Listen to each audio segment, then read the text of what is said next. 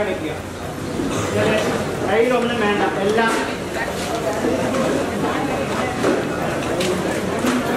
വളരെ എളുപ്പമാണ്. മലയാളവും സംസ്കൃതവും തമിഴും ഒരു അഡീഷണൽ ഇംഗ്ലീഷുണ്ട്, അത് വളരെ എളുപ്പമാണ്. കേട്ടല്ലോ?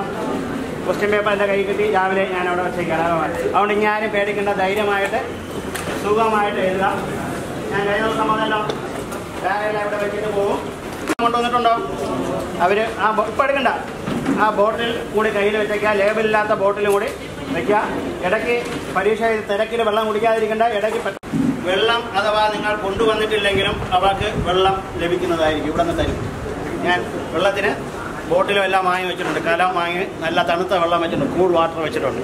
അപ്പോൾ നിങ്ങൾ ചെയ്യേണ്ടത് അവിടെ നിൽക്കുന്ന ടീച്ചറിനോട് പറയുക, വെള്ളം ആവശ്യമുള്ളവർ. എപ്പോഴും വെള്ളം ചോദിച്ചുകൊണ്ടിരിക്കുകയാണ്, സമയം പോകും, 1.5 മണിക്കൂറേ ഉള്ളൂ. ഇപ്പോൾ വെള്ളം ആവശ്യമുള്ളവർ ആ നിൽക്കുന്ന ടീച്ചറിനോട് പറഞ്ഞാൽ ടീച്ചർ വെളിയിൽ നിന്ന് തൊട്ട് വെളിയിൽ വെള്ളമുണ്ട് എടുത്തുകൊണ്ട് തരും. ഓക്കെ, അപ്പം എല്ലാവരും ആഹാരം കഴിക്കാലോ? പ്രൊവൈഡ് ചെയ്തിട്ടുണ്ട്. സർക്കാർ നിർദ്ദേശം അനുസരിച്ച് ഞാൻ ഇന്നലെ തന്നെ വെള്ളം കൊണ്ട് നിങ്ങൾക്ക് വാങ്ങി വെച്ചു. അപ്പോൾ അത് ശ്രദ്ധിക്കാനുള്ളത് മൺകലമാണ്. അതിലേക്ക് പോകുമ്പോൾ വരുമ്പോഴൊക്കെ ശ്രദ്ധിച്ചോളണം. നിങ്ങളെ പോലെയെല്ലാം തട്ടിയാൽ പൊട്ടും അല്ലേ? അതുകൊണ്ട് സൂക്ഷിച്ച് അത് ശ്രദ്ധിച്ച് പോവുക. വലിയ വില പിടിപ്പുള്ള കലമാണ്. സജീവ് സാധനം പ്രഭു സാധനമൊക്കെ പോയി വാങ്ങിക്കുക. അറിയാലോ, പൊട്ടിച്ചാൽ ആരെയൊന്ന് പൈസ തരും അല്ലേ? അങ്ങനെയല്ലേ? പൊട്ടിക്കുന്ന 250 രൂപയാണ് ഒരു കലത്തിൻ്റെ വില. കേട്ടോ?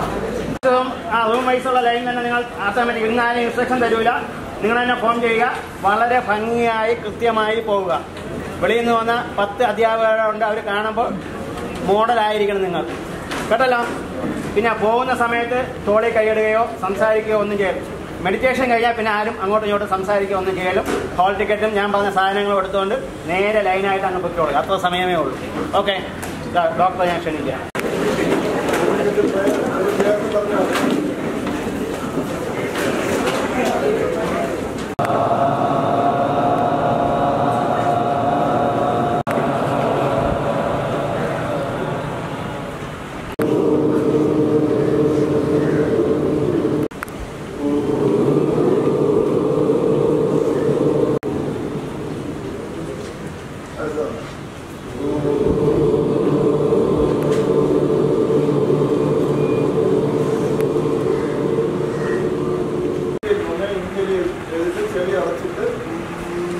പണ്ട് പോലെ കൂടി സാമരി പ്രാണായാമം അല്ല.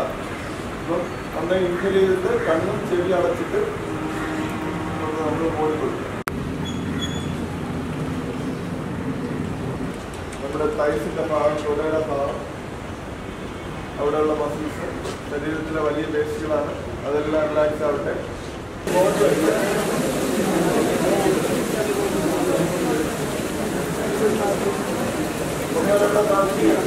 Gracias.